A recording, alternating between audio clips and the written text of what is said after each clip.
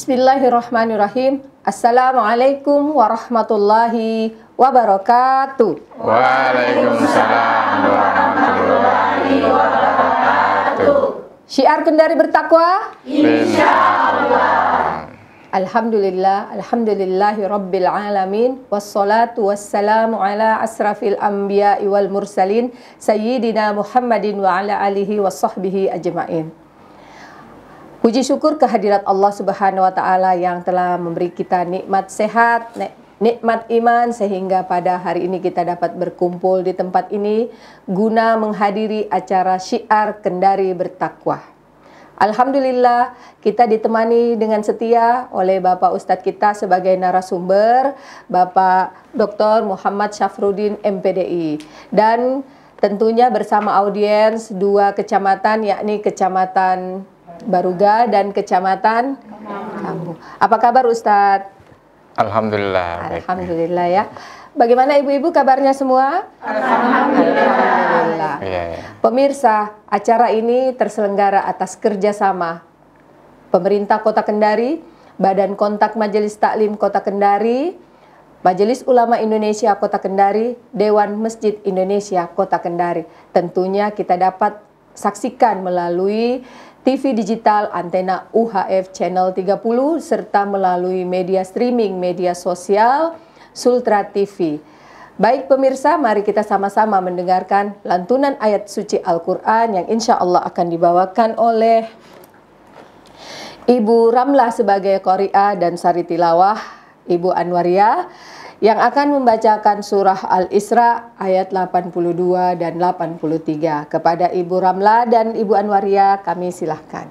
Bismillahirrahmanirrahim. Assalamualaikum warahmatullahi wabarakatuh. Waalaikumsalam warahmatullahi wabarakatuh. A'udzu billahi minasy syaithanir rajim.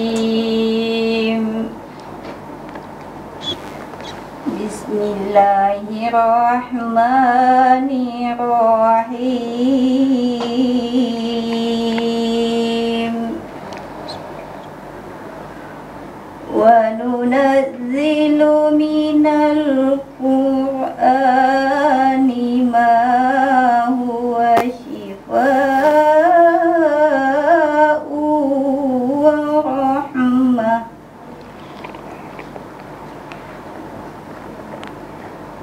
ma huwa shifaa'u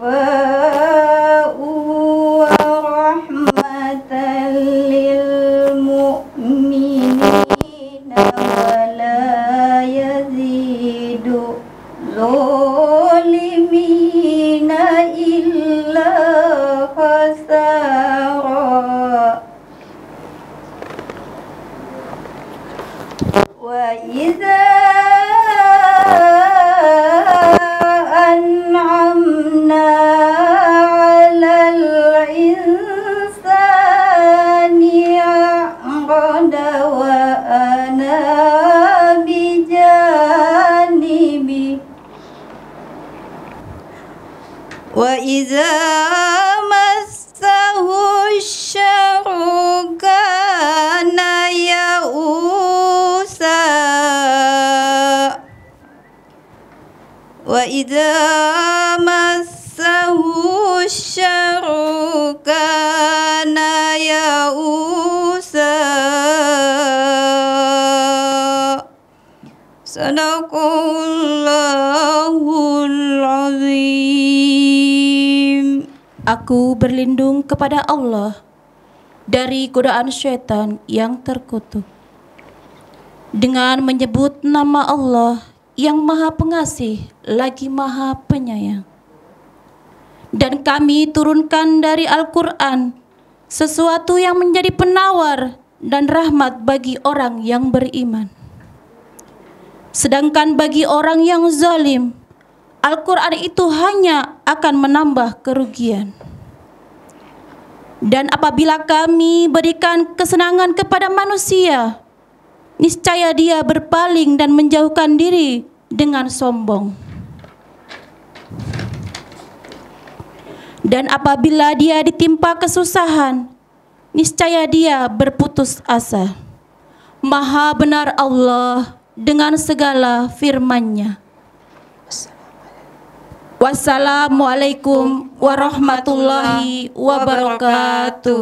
Waalaikumsalam warahmatullahi wabarakatuh.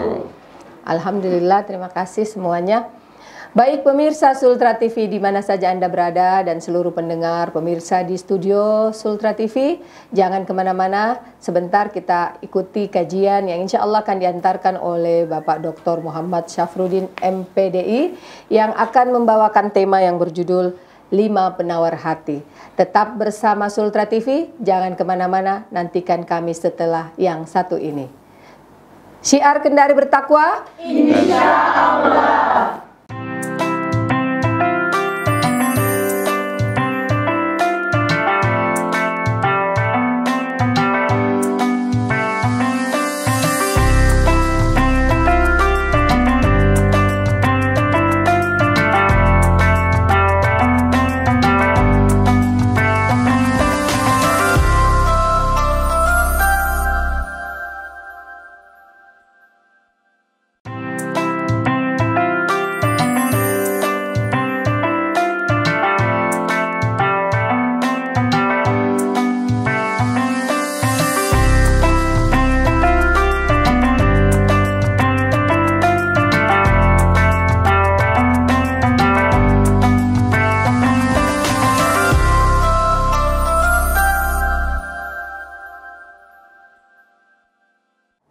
Syiar Kendari Bertakwa, Insya Allah. Terima kasih masih bersama Sultra TV dan kita akan mendengarkan langsung dari Bapak Dr. Muhammad Syafruddin materi tentang 5 penawar hati. Kepada Bapak kami silahkan. Terima kasih. Bismillahirrahmanirrahim. Assalamualaikum warahmatullahi wabarakatuh. Waalaikumsalam warahmatullahi wabarakatuh. Alhamdulillahirabbil alamin wa kafa wassalatu wassalamu ala sayyidina Muhammadil Mustafa wa ala alihi wa ashabihi ahli sidqi wal wafa. Allahumma salli ala sayyidina Muhammadil fatihi lima ughliqa wal khatami lima syabaqa wan nasiril haqqi bil haqqi wal hadi ila siratikal mustaqim wa ala alihi wa ashabihi haqqu qadri wa miqdaril azim, amma ba'du. Ibu-ibu majelis taklim yang sama berbahagia, alhamdulillah pada kesempatan ini kita bisa berjumpa kembali dan kita tak henti-hentinya senantiasa bermunajat kepada Allah Subhanahu wa taala karena telah diberikan umur yang panjang bisa hadir di tempat ini. Pada kesempatan ini Ibu-ibu sekalian, kita akan membahas tulisan daripada Imam Nawawi Al-Bantani yang berkaitan dengan 5 penawar hati. Bismillahirrahmanirrahim, dijelaskan dalam hadis yang Abdullah bin Antaki rahimakumullah berkata, hamsun hunna min dawa'il qalbi mujalasatu sholihin wa qiraatul Qur'an wa ilaul batini wa qiyamul lail wa tadarru indas sabah. Yang pertama adalah hamsuhunna min dawa'il qalbi. Jadi ada 5 perkara yang merupakan penawar hati. Jadi hati kita itu, ibu-ibu sekalian, terkadang gundah gulana, terkadang kita galau, terkadang kita itu sesak dada kita, hati kita bingung. Ada penawarnya. Penawarnya apa? Yang pertama adalah mujalasatu sholihin. Berkumpullah dengan orang-orang soleh. Ada lagunya itu. Berkumpullah bersama dengan orang-orang saleh, atau wong kang soleh kumpulono. Ini adalah lagu yang pernah dinyanyikan Sunan Bonang ya, Sunan Bonang. Jadi ini penting ibu-ibu sekalian, kita kalau ingin menjadi orang baik, kalau belum terlalu baik, kita berkumpullah dengan orang-orang yang baik. Nanti kita akan ketularan.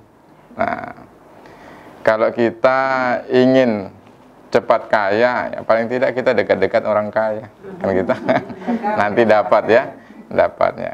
Kita saja yang kata Imam Al-Ghazali ya, kita kalau ingin bau minyak wangi, kemudian kita tidak punya minyak wangi, dekat-dekatlah penjual minyak wangi. Itu yang paling gampang. Kan nanti itu pasti, Bu ini coba ini enggak percaya harum ini toh. Dites-tes kan toh. Ini aja logika sederhana ya. Kemudian kita saja kalau misalnya ingin minum es tapi tidak punya uang, dekat-dekat penjual es, bantu cuci piring. Ya, bantu cuci piring. Nanti kan kasihan lah. Oh kasih nih es, kan gitu ya. Iya. Atau misalnya ada orang beli es ya, kemudian tidak habis, nah, sisanya. Misalnya ya. Nah, ini penting bergaul dengan orang-orang soleh. Karena ini salah satu tanda orang bahagia itu adalah wa khulata'uhu sholihin. Ya, lingkungannya itu orang-orang baik. Kita kalau ketemu dengan orang baik, insya Allah ibu sekalian, kita ada kekurangan apa, kita butuh pertolongan, orang di sekitar kita yang menolong. Terutama kita tinggal di kompleks ini. Saya tinggal di BTN. BTN itu tetangga saya baik sama saya. Ya, otomatis ya saya juga berbuat baik kepadanya. Saya kalau kemana-mana titip sama tetangga. Saya titip dulu mau keluar kota. Udah tetangga yang jaga. Nah, lingkungan kita baik. Saya yakin kita tidak sepakat kalau sudah tengah malam tetangga kita masih ribut, masih nyanyi lagu-lagu yang tidak jelas sampai tengah malam, kita kan tidak enak. Olehnya itu kalau kita berkumpul dengan orang-orang baik, maka insya Allah kita akan menjadi baik. Itu yang pertama. Yang kedua, wa qiraatul Quran. Nah, untuk menawarkan hati, melembutkan hati dari berbagai macam problema kehidupan kita, kita dianjurkan banyak-banyak membaca Al-Quran. Ini penting ya Bu sekalian. Rumah kita akan mendapatkan barokah kalau senantiasa kita bacakan Al-Quran. Ya. Rumah kita itu harus sering-sering kita bacakan Al-Quran. Kenapa? Karena di rumah kita itu juga banyak setannya. Setannya. Ya, setan yang berbentuk jin, atau juga setan yang berbentuk manusia, yang wujud manusia, sifat-sifatnya menyerupai setan, itulah setan juga sebenarnya. Makanya kalau kita sering bacakan Al-Quran, di dalam hadis Rasulullah itu, inna syaitana, sesungguhnya setan, yanfiru minal baiti, akan pergi dari rumah kita, takra'u fihi suratul Baqarah. Ketika kita membacakan ayat Al-Quran, salah satunya adalah surah Al-Baqarah. Jadi itu, makanya kalau pindah rumah itu, ya, saya masih mengikuti guru saya, mengacu dari hadis ini. Kalau pindah rumah itu ibu sekalian ya, kita ada adat kita, baca-baca dulu.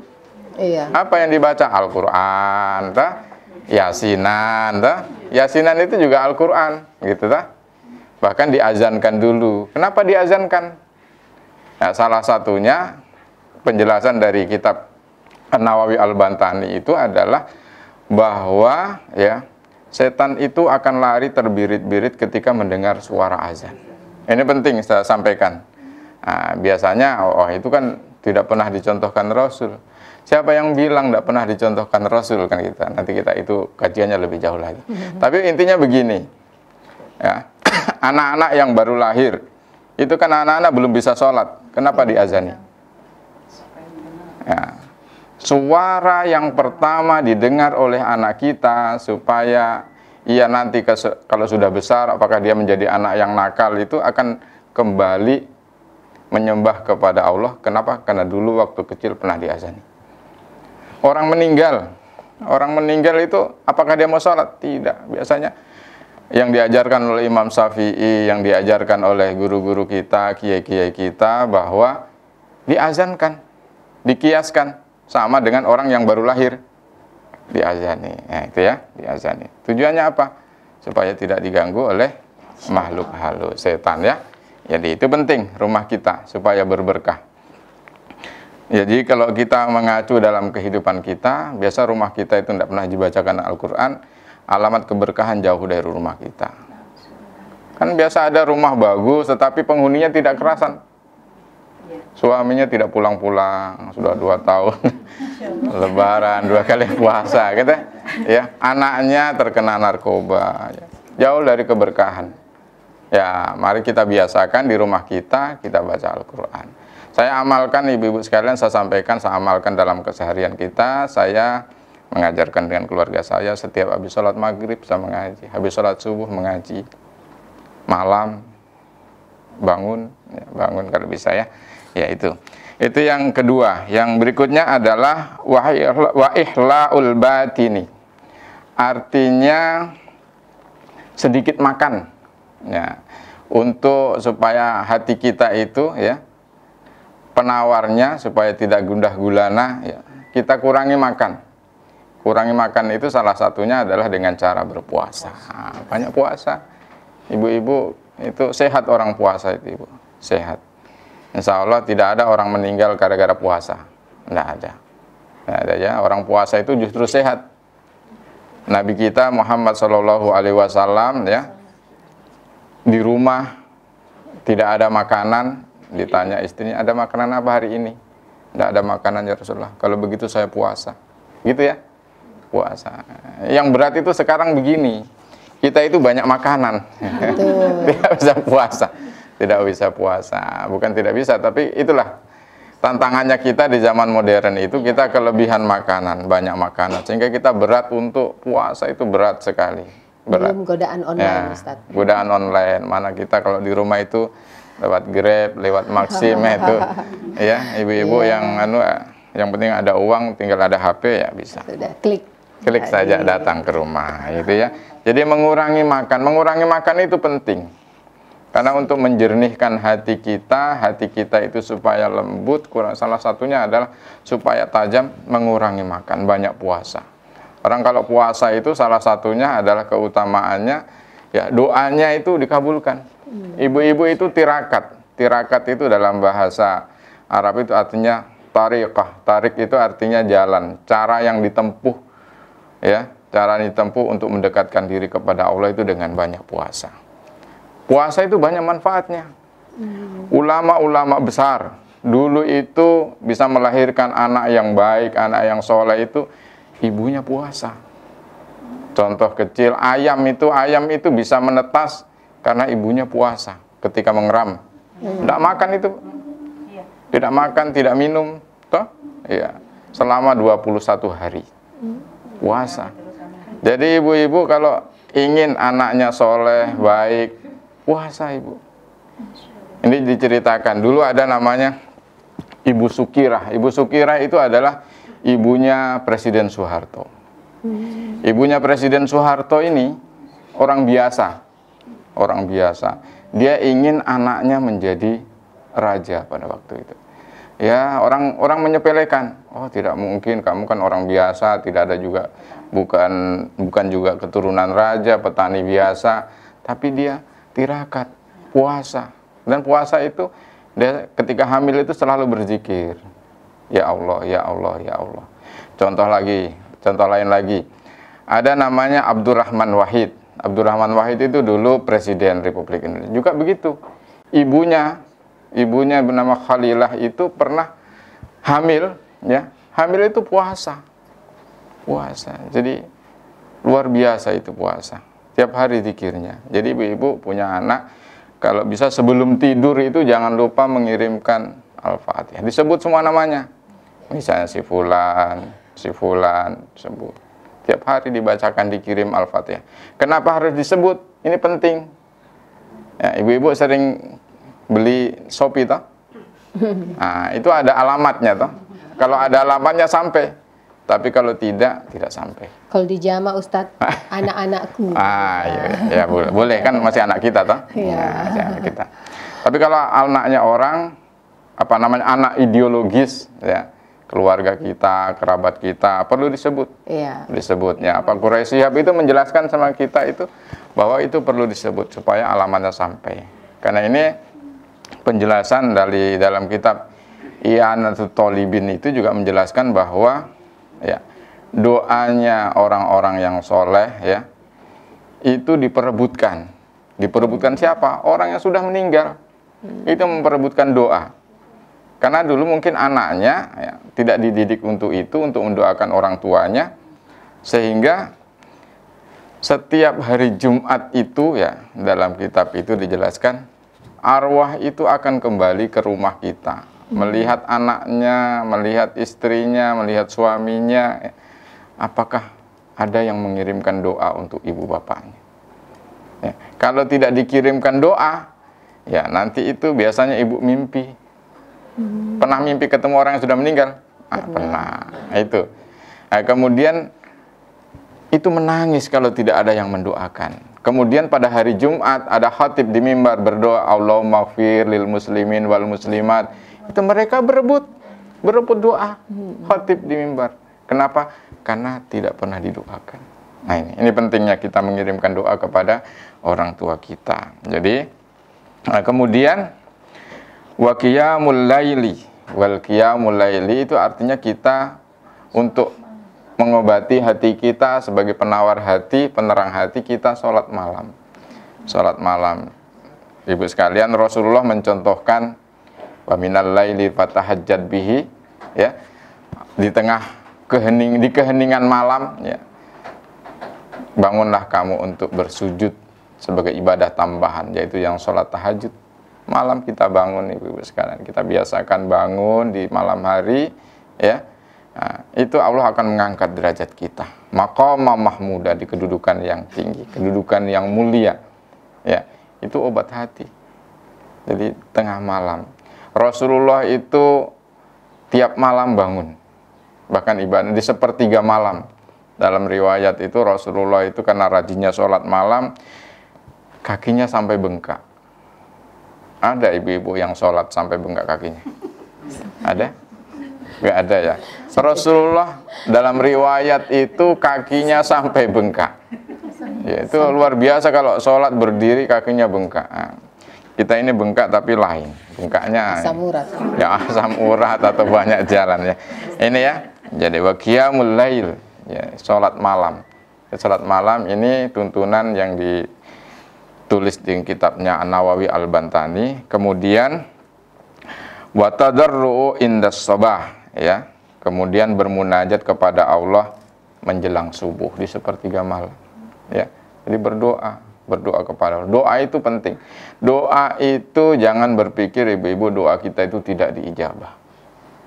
Dalam Al-Qur'an jelas ud'uni astajib lakum, ya. Mintalah kepadaku akan aku kabulkan. Jadi doa kita itu insya Allah akan dijawab oleh Allah. Cuma kapan waktunya? Jadi jangan sampai kita itu berdoa kepada Allah, kita berprasangka buruk. Tiap hari saya berdoa ini, tapi kenapa tidak dikabulkan? Ya, misalnya, ya Allah, kalau dia bukan jodohku, jangan dikasih jodoh orang lain. Kita biasanya kita tidak dapat bujangnya, dapat dudanya. Nah, gitu. Jadi doa, ya, doa ini penting, ya. Doa muhul ibadah. Doa itu adalah kunci atau namanya kuncinya ibadah, ya. Jadi setiap ibadah kita itu kuncinya adalah doa. Jadi kapan kita diberikan? Setelah kita siap. Terkadang kita belum siap. Jangan sampai kalau dikasih kekayaan ini tidak mau lagi datang ke majelis ta'lim. Jangan sampai kalau bisa beli mobil ini malah tidak pernah ke masjid. Jangan sampai kalau kaya ini malah sombong, kan gitu. Jadi sesuai dengan makomnya, sesuai dengan kedudukannya. Ini penting yang untuk kita pahami bersama, ibu sekalian. Jadi inilah barangkali yang bisa saya berikan, mudah-mudahan ini bisa menjadi pelajaran bagi kita, terutama pada diri saya dan keluarga saya. Saya kira itu, Ibu. Ya. Baik Ustadz, terima kasih atas kajiannya. Sebentar kita sambung dengan diskusi Ustadz, ya. Baik pemirsa, jangan kemana-mana, nantikan kami setelah pesan yang satu ini. Syiar Kendari bertakwa, insya Allah.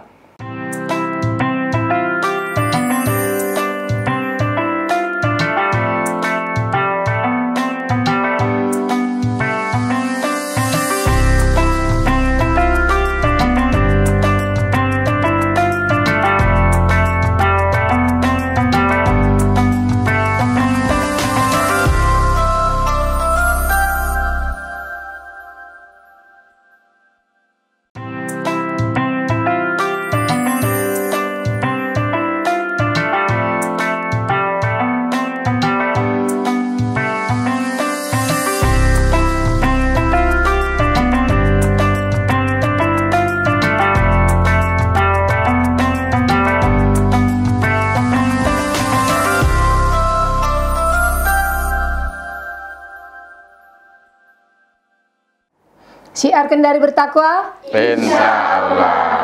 Baik, terima kasih masih bersama Sultra TV di acara Syiar Kendari bertakwa. Baik ibu-ibu, kita lanjut diskusi. Siapa yang mau bertanya? Oh iya, banyak sekali ya. Ya, baik, kesempatan pertama saya berikan kepada Kecamatan Kambuh. Silakan.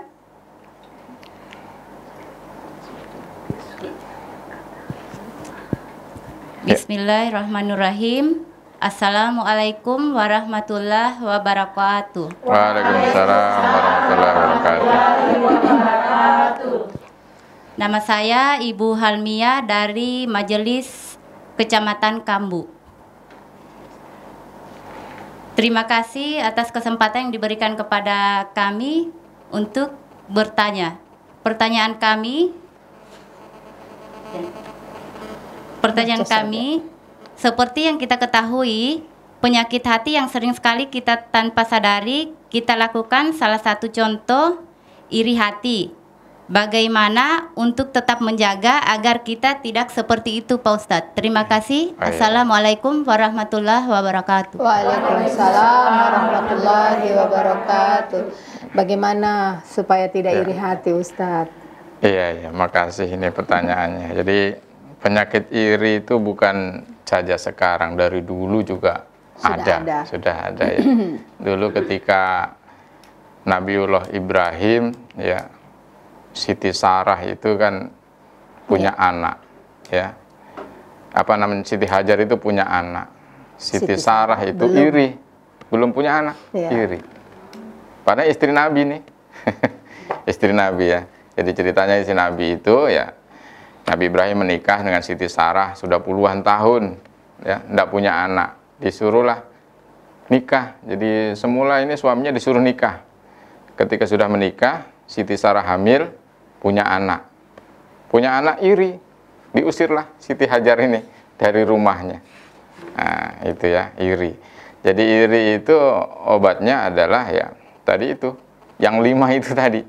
Ya, banyak-banyak kita berkumpul dengan orang baik. Kalau orang baik saya yakin tidak suka menceritakan orang. Insya Allah ya, ceritakan yang baik-baik saja. Kalau orang baik paling isinya dalam tiap harinya ya banyak berzikir, banyak membaca Al-Quran, sering puasa. Orang kalau puasa kan dilarang bicara kotor, jarang bicarakan orang, betul kan gitu. Nah, kemudian kalau orang sering merenung di tengah malam, zikir malam, saya yakin itu juga akan mengobati, Ibu. Jadi iri itu memang, iri itu yang boleh cuma begini. Oh, Ibu boleh iri kalau melihat ada anak-anak kecil pandai baca Al-Quran. Loh, saya kok ini sudah tua ini kok belum bisa mengaji gitu. Baru Iqra 1 misalnya. Boleh iri. Boleh Ibu iri lagi ini.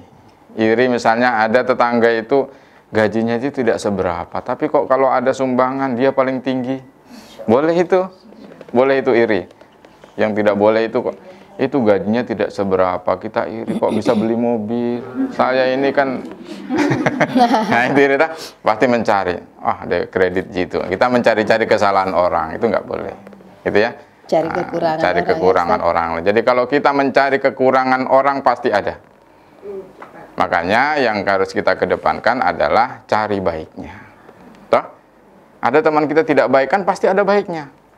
Tidak semuanya itu orang seperti malaikat ya, kita manusia. Malaikat itu tidak punya nafsu. Enggak punya nafsu. Ya, kita ini punya nafsu. Beda.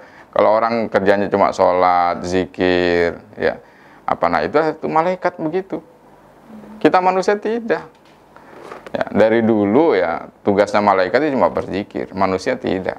Manusia itu bukan berzikir saja, manusia itu ya ada dunia, ada nafsu ya. Dari dulu seperti binatang ya, binatang itu ya punya nafsu, tidak punya akal, ya tidak punya akal.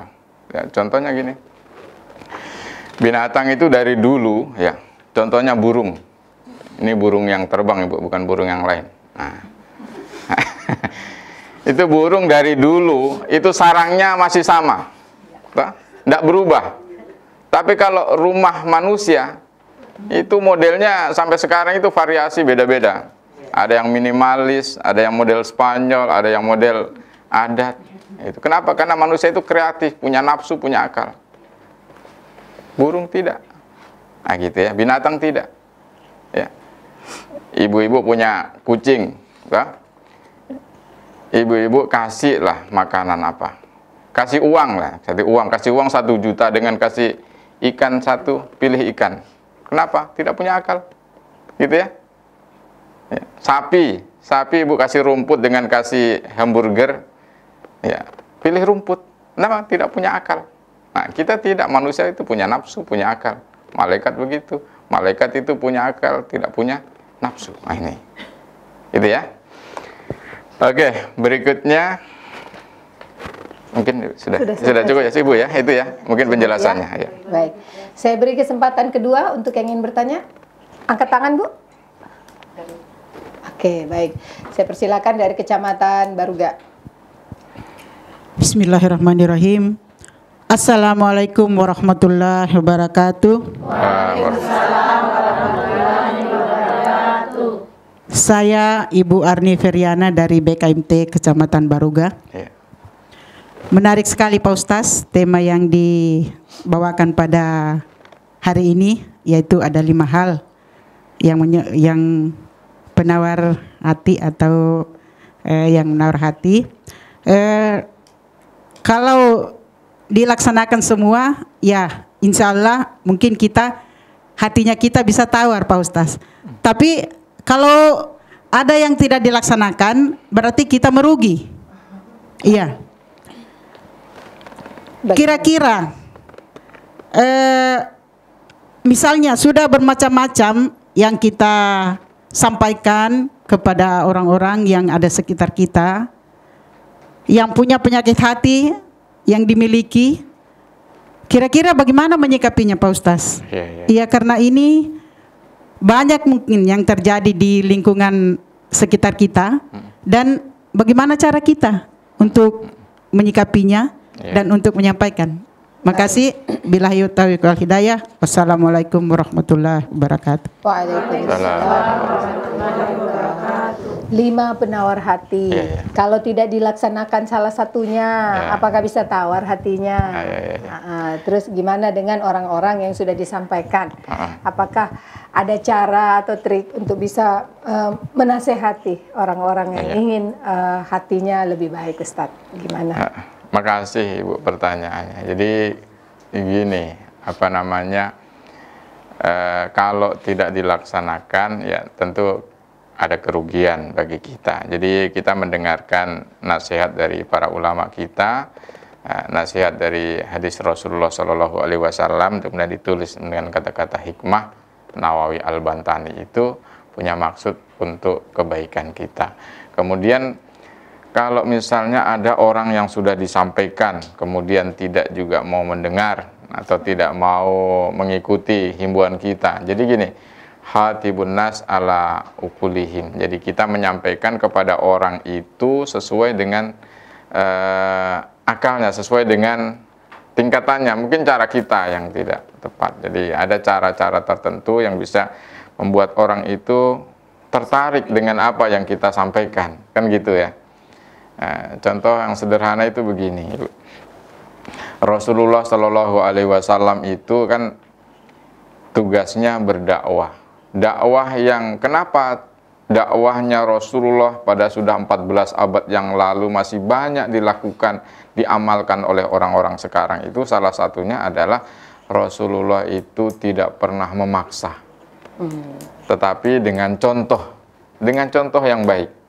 Contoh yang baik. Jadi Ibu, kalau misalnya kita mendidik anak kita dituntut untuk sabar. Sabar itu harus didepankan. Makanya watawasau bil haqqi watawasau bis sabr. Kalau kita menyampaikan kebaikan itu jangan pernah bosan. Harus dibarengi dengan kesabaran. Kesabaran itu dimaknai adalah strategi atau cara. Kalau kita berdakwah di lingkungan orang yang suka minuman keras, jangan langsung bilang haram. Nah, itu kita nanti diparangi malah. Nah, kita malah kena. Ya, caranya bagaimana? Ya, sesuai dengan turunnya Al-Quran itu kan berangsur-angsur ya. Pelan-pelan. Pelan-pelan. Sebenarnya itu toh minum minuman keras ada manfaatnya, tapi mudorotnya jauh lebih besar. Nah, itu kan itu pelan-pelan. Tahapan yang kedua, ya sudah mulai sadar, sudah mau sholat Jumat, tapi masih mabuk. Apalagi ya Allah Subhanahu wa taala menjelaskan la taqrabus sholata wa antum sukara. Ya, jadi kalau masih juga mabuk ya kalau masih mabuk tidak boleh orang sholat kalau mabuk. Yang ke masjid. Nanti kalau sudah tidak mabuk, nah, sudah sadar lagi baru tahap yang ketiga. Innamal hamru wal maisir. Nah, itu ayatnya kan begitu. Bertahap. Bertahap. Jadi begitu, Ibu. Tahap proses. Tapi Rasulullah itu kenapa dia berhasil? Karena dia dengan contoh teladan. Itu teladan itu sesuatu yang murah, tapi Rasulullah berhasil. Kita kalau ingin anak kita itu bangun sholat subuh, kita harus sholat subuh juga. Sholat subuh, bangunnya di subuh. Bangunnya subuh. Kita kalau ingin anak kita itu jadi anak yang baik, kita harus baik. Kan gitu, Iya. Ya, dalam teori pendidikan itu ya, tarbiyah qabla miladah, pendidikan sebelum lahir. Mulai di situ sudah kita bina memang. Mulai cari pasangan itu sudah dipilih-pilih memang. Tidak sembarangan. Ya. Nah, masalahnya ini kan untuk mencari pasangan itu kan harus dipilih-pilih. Tidak sembarangan. Tidak yang penting ada mobilnya, tidak. Nah, tidak yang penting ada pekerjaannya, tidak. Tapi harus lihat. Ya, timbangan-timbangan itu kan sudah dijelaskan nanti aspek lain. Saya kira itu penjelasan saya. Cukup ya Bu ya. Iya. Baik, saya kasih kesempatan ketiga untuk yang ingin bertanya. Baik, silahkan. Bismillahirrahmanirrahim. Assalamualaikum warahmatullahi wabarakatuh. Assalamualaikum warahmatullahi wabarakatuh. Baik Ustadz, terima kasih banyak atas pencerahan hari ini yang mengenai 5 penawar hati. Dan insya Allah kami akan implementasikan di rumah. Tetapi kadang-kadang Ustadz kami bisa membohongi diri kami sendiri. Kami sudah tahu bahwa penawar hati obatnya ini, yang 5 ini. Tetapi ternyata ada ciri-ciri yang harus kita ketahui sendiri bahwa penyakit apa saja dalam diri kita, ciri-ciri untuk mendapatkan obat hati tersebut Ustadz. Mohon penjelasannya Ustadz. Akhir kata, wassalamualaikum warahmatullahi wabarakatuh. Waalaikumsalam warahmatullahi wabarakatuh. Makasih Ibu pertanyaannya. Langsung dijawab Ustaz. Jadi yang namanya penyakit hati itu sama dengan penyakit rohani. Penyakit rohani itu yang bisa mengetahui itu orang lain, justru orang lain. Kita biasanya tidak merasa orang lain. Kenapa ini? Dia pede saja, padahal dia kelakuannya salah. Orang lain sudah menasihati. Penyakit rohani. Beda kalau penyakit fisik. Penyakit fisik ya, misalnya kelihatan, misalnya korengan, nah itu kelihatan. Korengan itu kelihatan. Tapi kalau penyakit rohani, penyakit hati, kalau kelakuan kita tidak baik, orang yang akan menilai itu. Orang yang akan menilai. Jadi itu. Bagaimana obatnya? Nah, paling tidak ini ditawarkan ya Syekh Nawawi Al-Bantani dalam kitab tadi itu adalah ya kita tadi kembali kita uraikan, kita berkumpul dengan orang-orang baik.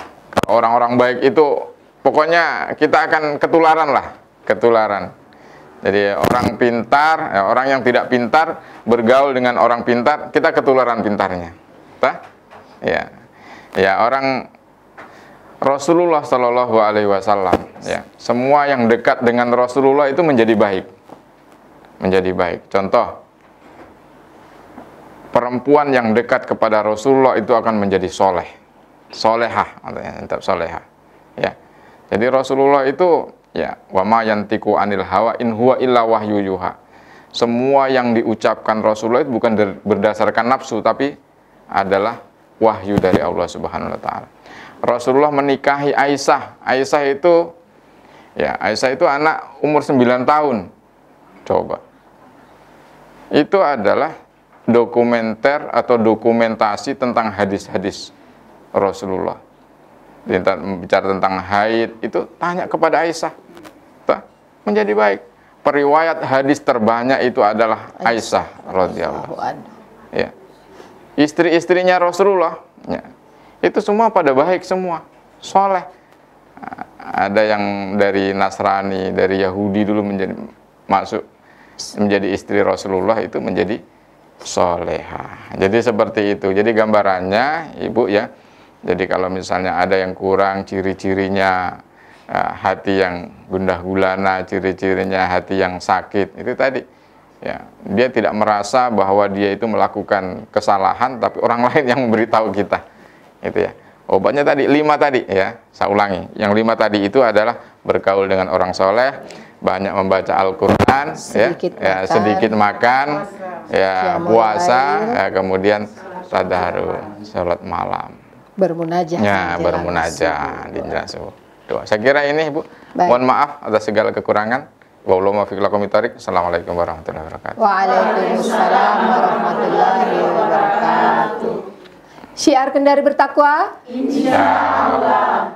Terima kasih masih bersama Sultra TV dan alhamdulillah akhirnya kita di penghujung acara dan kami atas nama Sultra TV mengucapkan terima kasih banyak. Mudah-mudahan bermanfaat untuk kita semua. Amin. Dan terima kasih pula kepada narasumber kita Bapak Dr. Muhammad Syafruddin MPDI yang telah memberikan kita pencerahan pada hari ini. Dan terima kasih pula kepada 2 kecamatan audiens dari Kecamatan Kambu dan Kecamatan Baruga yang telah memenuhi undangan kami pada hari ini. Sebelum kita menutup acara ini, siaran ini dapat disaksikan melalui TV digital, antena UHF channel 30 serta melalui streaming media sosial Sultra TV.